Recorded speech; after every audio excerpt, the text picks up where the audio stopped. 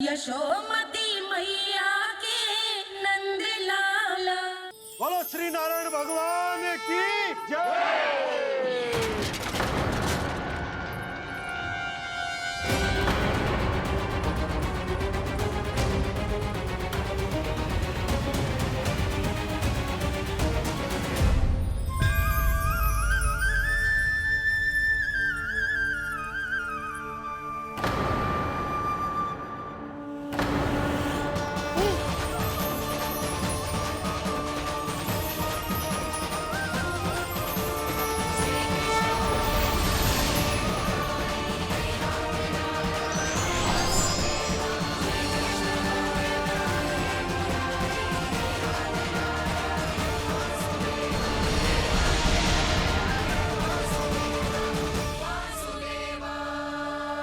प्रभु,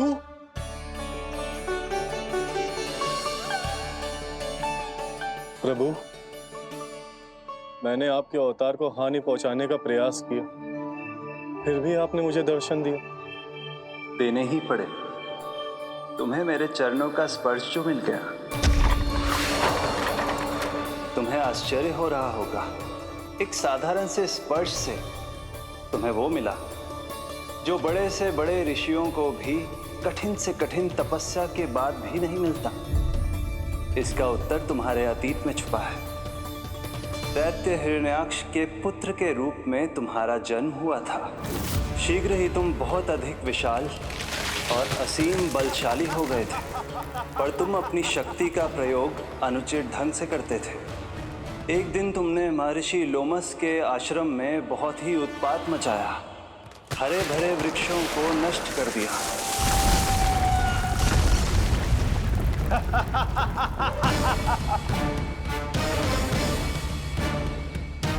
देख क्या रहे हो ऋषिवर? ये विशाल वृक्ष भी मेरे इस विराट तन के आगे कुछ भी नहीं है। जिसे स्वयं अर्जित तक नहीं किया, उस तन पर इतना अभिमान। तो सुन ले, जिनसे तेरा तन बना है, उन्हीं पंच तत्वों में इसी क्षण ये विलीन हो जाएगा। ये मेरा श्राप है तुझे, मेरा श्राप है तुझे।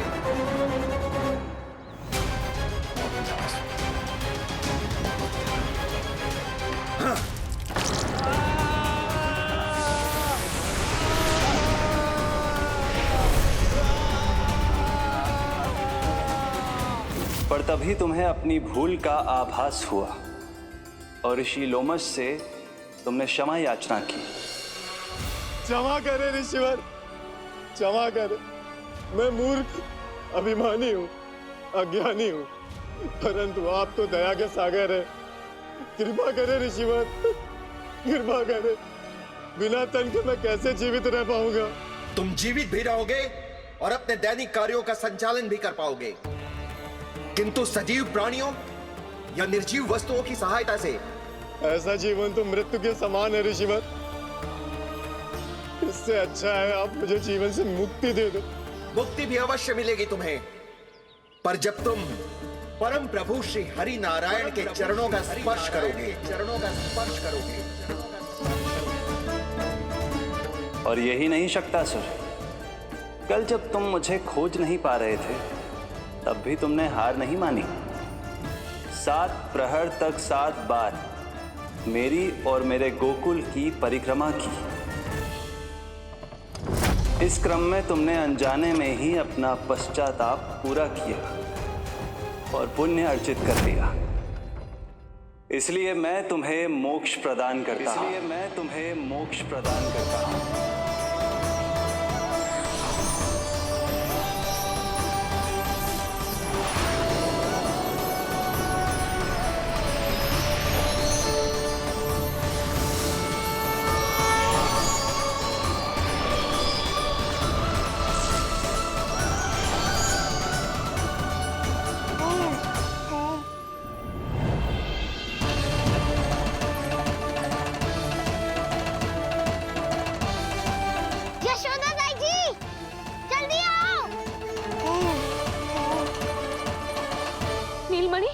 मेरा लल्ला।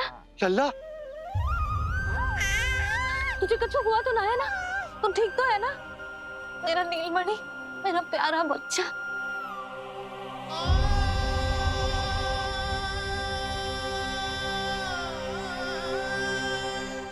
भोला, बंसी, ये सब क्या है?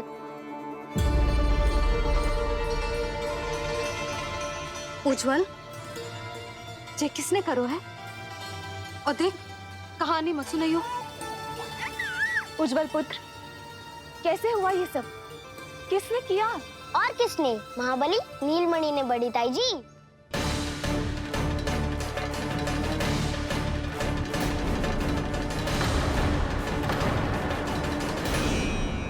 जी क्या बोल रहे हो? सच्ची सच्ची बता। लो, फिर फंस गया उज्जवल। मैं सच्ची कह रहा हूँ। अचानक तीव्र वेग से वायु चली। फिर ऐसे लगो जैसे कोई भूकंप आ रहा है। और फिर जब मैंने देखा तो ये सकट अपने आप हिल रही थी, खड़खड़ खड़खड़ खड़खड़ खड़खड़। फिर मैंने साहस दिखाया और उस सकट को रोकने का प्रयास करो। पर सकट ना रुको, जे हिले ही जा रहा था, खड़खड़ खड़खड़ खड़खड़ खड़खड़ खड़खड़ खड़खड़। और फिर ऐसे ही हिलते हुए अचानक से आगे बढ़कर सीधा नीलमणि के ऊपर चला आए हो।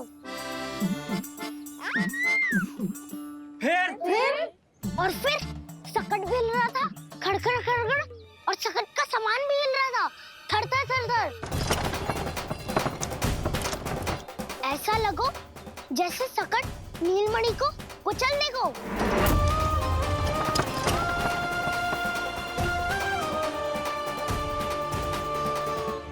पर तभी जे जाग गए हो। इसने खींचकर अपने पांव का प्रहार करो और चीख गया सकट आकाश पे।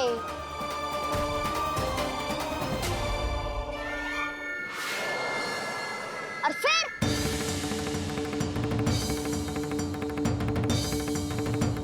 धड़ाम, सब भूमि पे गिरकर चकनाचूर।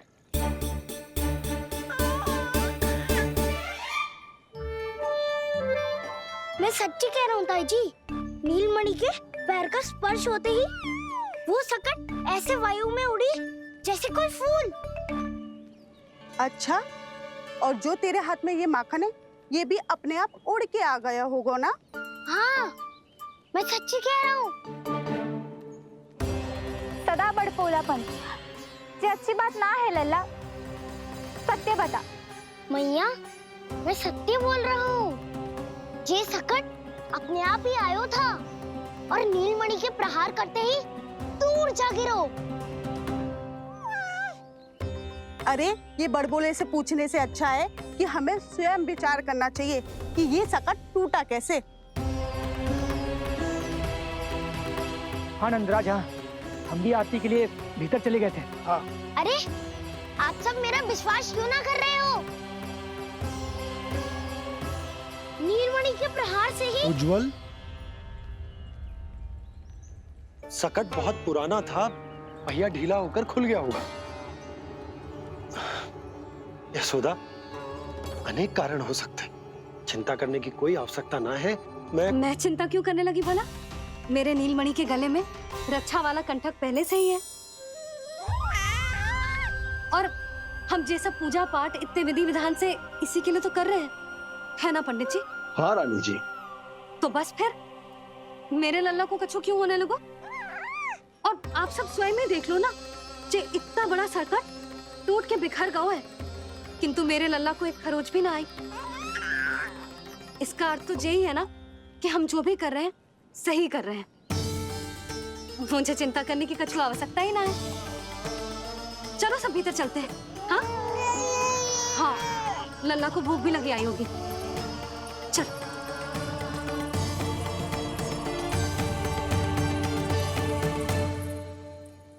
नंदराज जी, अब हमें भी आज्ञा दीजिए। प्रणाम पंडित जी। ध्यान कहाँ था तुम दोनों का? और अधिक सावधान रहने की आवश्यकता थी ना? क्षमा कीजिए नंदराज।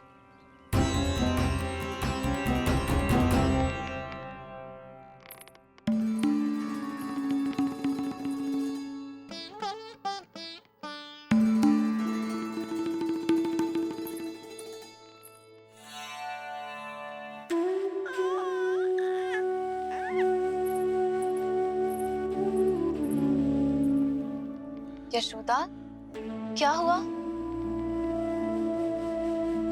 बोलो ना, क्या सोच रही हो? मुझे बहुत चिंता हो रही है जीजी। मेरे लल्ला के साथ कुछ ना कुछ दुर्घटना होती रहती है। अरे, अभी बाहर ही तुम सबको समझा रही थी, अब भीतर आते ही क्या हो गया तुम्हें? बाहर समझाने वाली मैं ना थी जिज्जी, वो तो गोकुल की रानी जसोदा थी। किंतु भीतर से मैं अपने नीलमणि की मैया हूँ, बस। और एक मैया को कितनी चिंता होती है, इसे आपसे अधिक कौन जान सकता है। बहुत बड़ा धक्का लगा है मैया को इस घटना से। अब तो ये मेरी रक्षा के लिए और भी अधिक चिंतित हो जाएंगी। यंत्र का कंठक, पूजा पाठ, इतने सारे प्रहरी, सुरक्षा के प्रबंध, यदि इतने सबके बाद भी मैं अपने लल्ला की रक्षा न कर पाई तो मुझसे अधिक अभागी कौन हो सकती है। मैं तुम्हारे मन की दशा समझती हूँ यशोदा।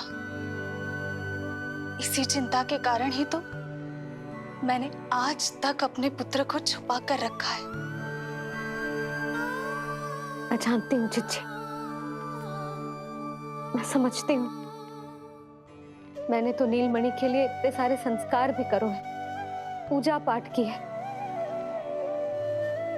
किंतु मैंने तो आज तक अपने पुत्र का एक भी संस्कार नहीं किया है।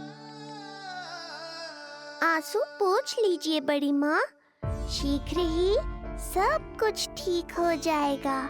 जब मैंने उसे जन्म दिया, उसके बाद से आज तक न उसे घर के बाहर लाई हूँ, न कोई संस्कार किया है।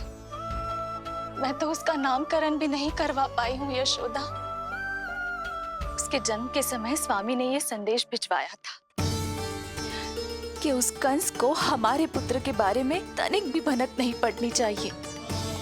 तब से आज तक भय के छाव में जीती आई हूँ कि वो कंस कहीं हमारे पुत्र को भी ना मार दे, जैसे देवकी के सारे संतानों को मार दिया है। ये आशंका कभी सत्य नहीं होगी बड़ी माँ, मैं हूँ ना। माँ अपनी संतान के मन की बात बिना कहे ही समझ जाती है। आप भी समझ जाओ ना मैया।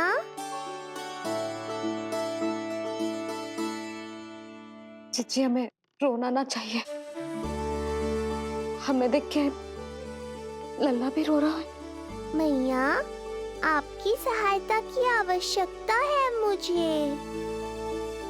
मुझे ऐसे क्यों लग रहा है जैसे लल्ला मुझसे कुछ कहना चाह रहा है। दाऊ को हम सबसे दूर कब तक रखेंगे बड़ी माँ? ये सोच रहा होगा कि अब तक आपने इसके दाऊ को छुपा के क्यों रखो है।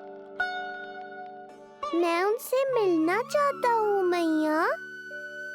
जिज्जी, कितना मन करता होगा ना इसका अपने दाऊ से मिलने का। और आपके लल्ला का भी तो मन करता होगा ना कि अपने छोटे भाई को मिले। कितनी बातें करते हैं हम दोनों की इनके सामने। हाँ यशोदा, मैं भी अपने पुत्र को नीलमणि के बारे में सब कुछ बताती हूँ। तो बस फिर हमें साथ साथ रखिए ना। मेरा आधा हिस्सा है वो, उनके बिना मैं अधूरा हूँ मैया। ये दोनों भाई एक दूसरे के बिना अधूरे हैं जिज्जी। हमें इन दोनों को साथ ही रखना चाहिए। आप ही सोचो, यदि नीलमणि की रक्षा होगी तो आपका लल्ला भी तो सुरक्षित रहेगा। तुम सच कह रही हो यशोदा। हमें इन दोनों को मिलाना चाहिए और साथ में ही रखना चाहिए, सुरक्षित। तब तो शीघ्र ही पंडित जी को बुलाकर हमें शुभ मुहूर्त निकलवाना चाहिए। शुभ मुहूर्त? हाँ, शुभ मुहूर्त। दोनों भाइयों के मिलन के साथ साथ उनका नामकरण संस्कार भी करवा देते। अब अपने दाऊ से मिलूंगा मैं।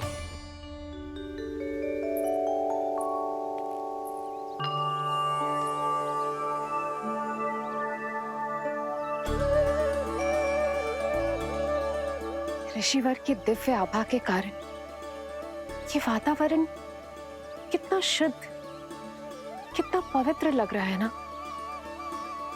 हाँ देवकी, इनका तेज ही ऐसा है कि इनके निकट केवल पवित्रता ही वास कर पाती है। किसी भी प्रकार की दुष्टता इनके पास जाने से पहले ही नष्ट हो जाती है।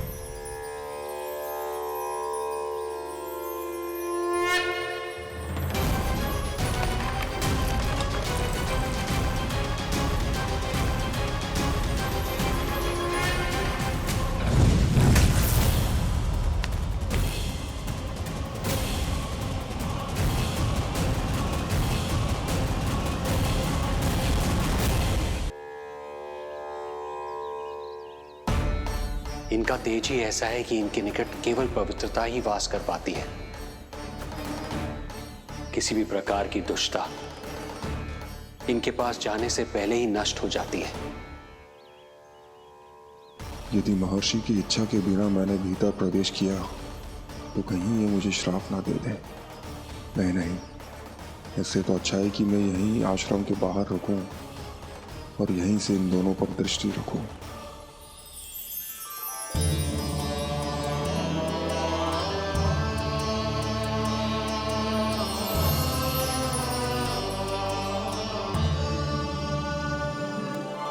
आपके आने का आभास हो गया था राजन।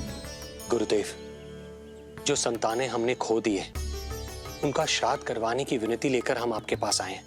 आपका आना व्यर्थ नहीं जाएगा राजन, परंतु मुझे आभास हो रहा है श्राद्ध कर्म इस भेंट का एकमात्र कारण नहीं है।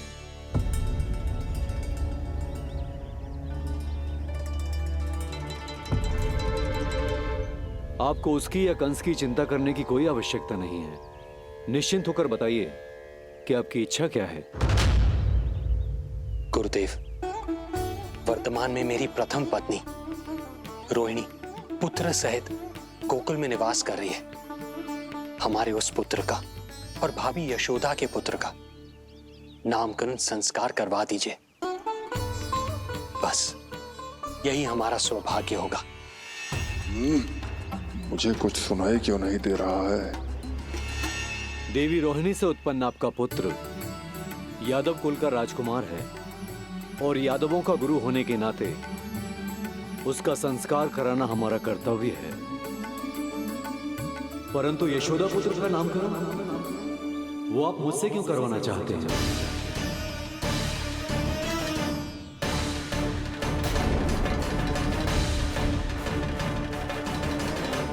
गुरुदेव, सत्य ये है कि रुक क्यों गई रानी देवकी? आपके मन में जो कुछ है कहिए। ये कैसी दुविधा में फंस गया मैं। यदि मैंने गुरुदेव को यशोदा पुत्र का सत्य बताया तो कंस को भी पता चल जाएगा, और यदि नहीं बताया तो कहीं ऐसा ना हो कि ऋषिवर ही बुरा मान जाए। लगता है आप दोनों की दुविधा मेरे अनुमान से भी बहुत बड़ी है। अपनी या अपने पुत्र की कुंडली लाए हैं राजन? जी गुरुदेव, अपनी कुंडली है मेरे पास। देवकी,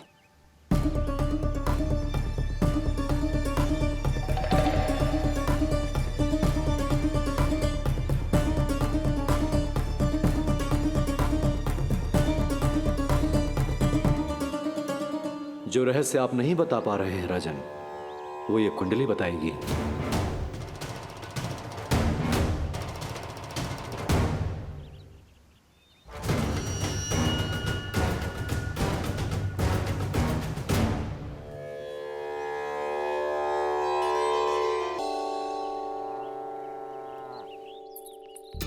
लल्ला, बता कैसी है जगदा? मैया को हो क्या गया है आज? देख, सही सही बताइयो।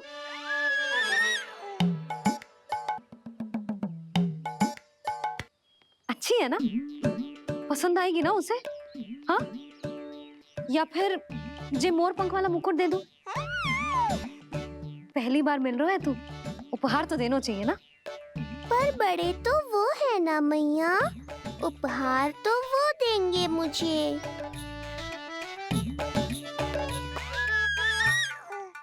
ना ना, मोर पंख वाला मुकुट तो मेरे लल्ला का है ना, जे ना दे सकते। तेरे जैसा कोई कंठक या चांदी वाला कड़ा दे दूं? हाँ?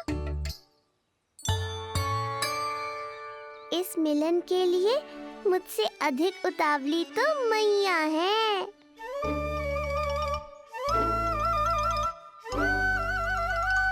अच्छा जे उपहार छोड़, तू तो जे बता कि तू उसे बुलाएगा क्या कह के?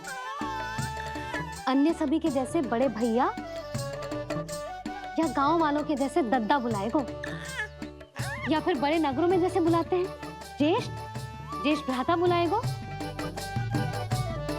या फिर प्रेम से बुलाएगो दाऊ दाऊ बुलाएगो ना?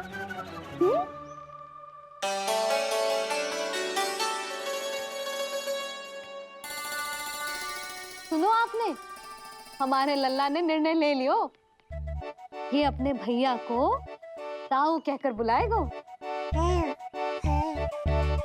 अरे वाह, लल्ला ने बोलना भले ही ना सीखो, परंतु तुम्हें बता दियो। और नहीं तो क्या, लल्ला कुछ कहे ना कहे माँ तो समझ जाती है ना लल्ला?